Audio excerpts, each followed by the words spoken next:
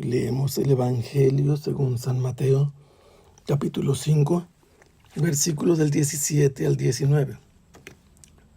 En aquel tiempo, Jesús dijo a sus discípulos: no crean que he venido a abolir la ley o los profetas. No he venido a abolirlos, sino a darles plenitud. Yo les aseguro que antes se acabarán el cielo y la tierra, que deje de cumplirse hasta la más pequeña letra o coma de la ley. Por lo tanto, el que quebrante uno de estos preceptos menores y enseñe eso a los hombres, será el menor en el reino de los cielos. Pero el que los cumpla y los enseñe, será grande en el reino de los cielos. Después de que Jesús llegó a la región del río Jordán en la parte sur, Judea, más precisamente donde Juan estaba bautizando, y se bautizó, se manifestó la voz del cielo declarándolo que era su Hijo amado, y el Espíritu Santo descendió una vez que se abrió el cielo, y después el Espíritu lo empujó al desierto donde fue tentado durante 40 días y sus noches, y luego retornó nuevamente a la civilización y se encontró con la noticia de que el Bautista había sido echado a la cárcel, y entonces él se alejó de esa región y se fue de Judea a Galilea, y allá comenzó a anunciar que se convirtieran porque el reino de Dios se había acercado. Escogió en la zona de Cafarnaúm, en torno a la ribera del lago, a 2 parejas de hermanos que se dedicaban a la pesca, a Simón y Andrés, a Santiago y a Juan, y continuó su predicación en las sinagogas, anunciando la buena nueva del reino.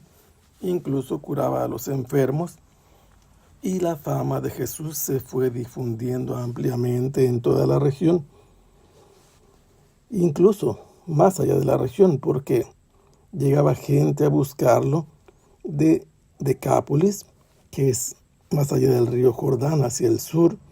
Del otro lado del Jordán tenemos del norte al sur de Israel, todo es frontera con el Jordán. Hay gente que viene de Siria, de la Galilea, donde él anda misionando, y de la capital y de Judea. La capital es Jerusalén. Jesús, viéndose rodeado de esta multitud tan numerosa, subió a un monte, se sentó, sus discípulos se le acercaron, pero todos los demás continuaron alrededor de él escuchándolo. Y entonces Jesús les anunció las bienaventuranzas, las razones por las que alguien debía estar verdaderamente dichoso, sintiendo la plenitud de la bendición divina. Todas las condiciones que debe tener una persona para ser bienaventurada, y quién va a concederle la satisfacción de esas necesidades o deseos vitales que tiene para poder ser bienaventurado. Después a los discípulos les dijo que eran la sal de la tierra y que ellos, por lo tanto, no deberían de perder su virtud para dar sabor, para conservar, y que además debían evitar ser tirados a la calle para ser pisoteados. No deben perder su esencia. Y les dijo que son la luz del mundo, y así también una ciudad colocada en lo alto de un monte, un punto de referencia seguro y firme y fijo. Ellos con sus buenas obras deben ser como una lámpara que se enciende y se coloca en un candelero en lo alto para iluminar a los que habitan en la casa. Y así con sus obras ellos harán que la gente glorifique al Padre del cielo, al Padre de los discípulos de Jesús. Y ahora aborda otro tema fundamental, básico para Israel, porque Dios, el Dios de Israel, una vez que los rescató de la esclavitud de Egipto, en el monte Sinaí, les habló en medio de relámpagos y truenos, y les dijo: ustedes serán mi pueblo y yo seré su Dios, si cumplen los mandamientos que yo les voy a dar. Y a partir de entonces, cumplir la voluntad de Dios, hecha leyes, estatutos o mandatos, era parte sustancial de la vida del pueblo. La interpretación de todo lo que el Señor les mandó, la disposición de su voluntad, fue el camino por el que se conducían todos los miembros del pueblo de Israel. ¿Y qué posición tenía Jesús ante la ley? Era decisivo saberlo, porque eran el pueblo fundado por Dios en torno a esa ley. Y por eso Jesús les dice que pueden esperar de él. Yo no he venido a abolir la ley o los profetas. Jesús les dice: no conciban falsas esperanzas. Si Jesús está presente y ha venido, es porque se esperaba que el Mesías viniera a explicar las cosas. Recordemos aquel pasaje de la samaritana que dice: cuando el Mesías venga, Él nos lo explicará todo. Jesús no viene a quitar ninguna cosa de lo que está mandado en la ley o la Torá.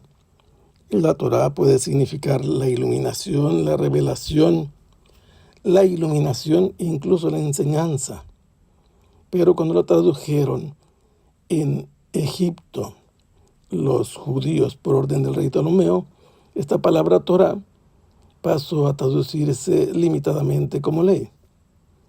Jesús no va a cambiar nada de la ley, ni tampoco va a eliminar los profetas. Estas dos palabras, este binomio, es una manera de decir el Antiguo Testamento, del que dependía la vida, la práctica de la fe del pueblo israelita.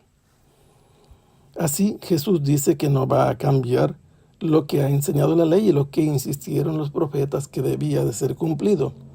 No ha venido a quitarles su valor y reducirlos a nada. Por el contrario, viene a darles pleno sentido, pleno cumplimiento, plena satisfacción para que se haga lo que verdaderamente quiere el legislador. Y por ello les dice: yo les aseguro que primero se va a pasar el cielo y la tierra, los puntos de referencia de nuestra vida. Estamos bajo el cielo y sobre la tierra. Son los puntos más seguros y estables de la vida del ser humano. Y Jesús dice que primero va a desaparecer el cielo y la tierra a que deje de cumplirse la más pequeña letra o coma de la ley.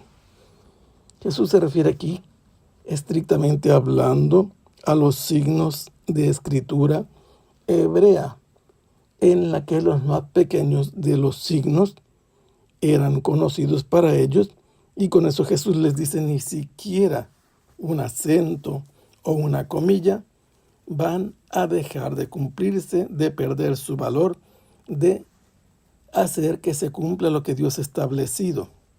Se debe cumplir todo lo que Dios hizo que se pusiera por escrito, hasta lo mínimo. Y por eso Jesús dice: si hay alguien al que se le ocurra faltar a un precepto menor, que lo transgreda, y además enseña a los hombres a hacer esa transgresión, a no cumplirla o a hacer que se viole ese mandato, será el menor en el reino de los cielos. Pero por la parte complementaria opuesta dice que todo aquel que cumpla los mandamientos, aun los menores, y enseña a los demás a cumplir los mandamientos menores, esa persona, por cumplir lo más mínimo de la ley, en el reino de los cielos será grande. Y así Jesús nos hace saber que de la ley y los profetas, de su cumplimiento o de su falta a esos mandamientos, depende la grandeza o pequeñez de una persona en el reino de los cielos. Y así Jesús dice la plenitud que Él viene a darle a la ley, cumplirla plenamente como está mandada en todos sus detalles para hacer la voluntad del que lo envió. Que el Señor los bendiga. Hasta pronto. Sea alabado el Santísimo Sacramento.